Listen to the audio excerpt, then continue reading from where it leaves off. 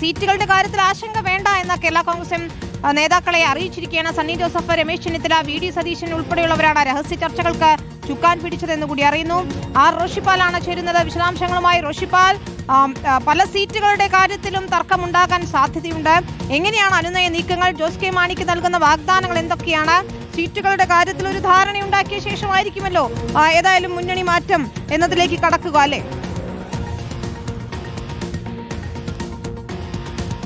വിനീത, അങ്ങനെയാണ്. കോൺഗ്രസ് നേതൃത്വം കേരള കോൺഗ്രസ് മാണി വിഭാഗവുമായി പലവട്ടം രഹസ്യമായ ആശയവിനിമയം നടത്തി കഴിഞ്ഞു. കേരള കോൺഗ്രസിന് അനിവാര്യത കോൺഗ്രസ് നേതൃത്വത്തിനും UDF-ലേക്ക് വരേണ്ട സാഹചര്യം അത് കേരള കോൺഗ്രസ് മാണി വിഭാഗത്തിനും ബോധ്യമായി കഴിഞ്ഞു.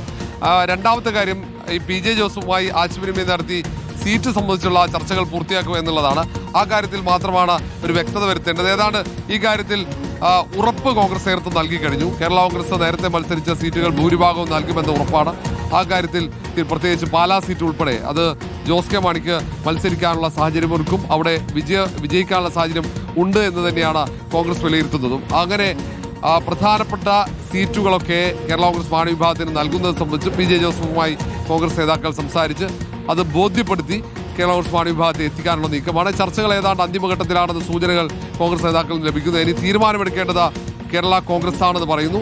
ഏതായാലും കോൺഗ്രസ് നേതൃത്വം കാത്തിരിക്കുന്നത് സ്റ്റിയറിംഗ് കമ്മിറ്റി 16-ന് നടക്കുന്ന സ്റ്റിയറിംഗ് കമ്മിറ്റി യോഗമാണ്. ആ യോഗത്തിൽ പ്രധാന തീരുമാനം കേരള കോൺഗ്രസ് എം എടുക്കുമെന്നാണ് അവർ പ്രതീക്ഷിക്കുന്നത്. വിനീത, ശരി, ഏതായാലും ആ തീരുമാനം എന്ത് എന്നത് നിർണായകം തന്നെയാണ് കേരള രാഷ്ട്രീയത്തിൽ എന്ന കാര്യത്തിൽ തർക്കമില്ല.